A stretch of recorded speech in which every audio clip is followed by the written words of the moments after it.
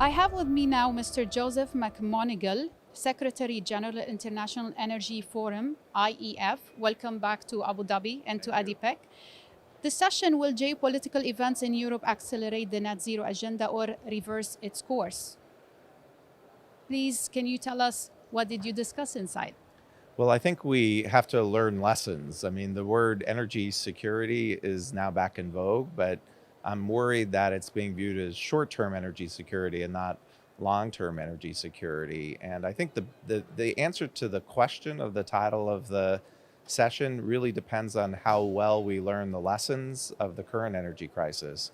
If we don't learn the lessons, I think it will undermine the transition. But I think we have to be careful, because if the public starts to connect high prices and volatility with the energy transition or action on climate, we're going to be in big trouble.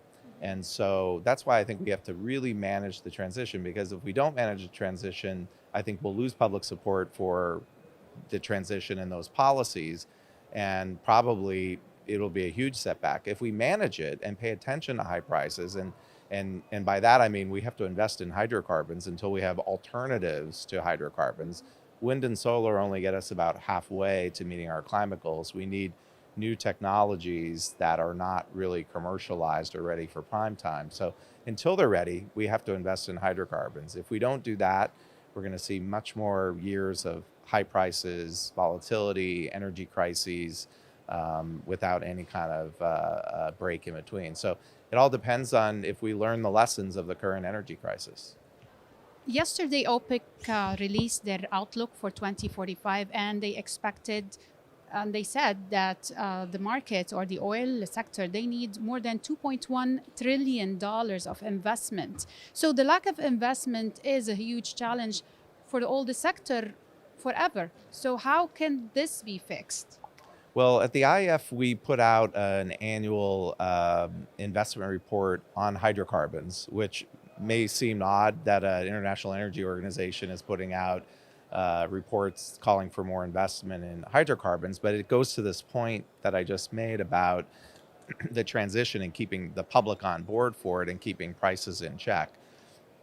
And that report basically concluded that because of COVID, because of CapEx cuts, because of investor pressures that companies were already experiencing pre-COVID, that really companies have cut CapEx over the last 3 years. It looks like it's a third. We're not finished with this year's report, but it looks like it's 3 years in a row of like about 25% cuts in investment in hydrocarbons compared to pre-COVID. So already that 25% number is a big number, but then you do it 3 consecutive years, it's a huge setback.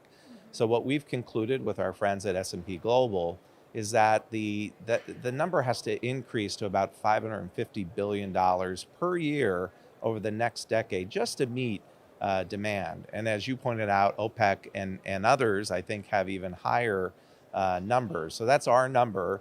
But the bottom line is we have to start investing more in hydrocarbons if we want to grow the global economy, prevent energy crisis, and keep the transition and climate progress on track. My last question: what is the outlook? What is your outlook for the energy mix in the next decade or two? Well, look, I think, as I said, the IEA came out with a technology report a couple of years ago, and they've kind of, put out, I think, the general parameters of what it would look like. And essentially, It's changing, no? it's changing, but the important point is, and I think this is a misconception, not just by the public, but actually some policymakers and ministers that I meet, which is worrisome, but that wind and solar can get us to these climate goals, and that's just not the case.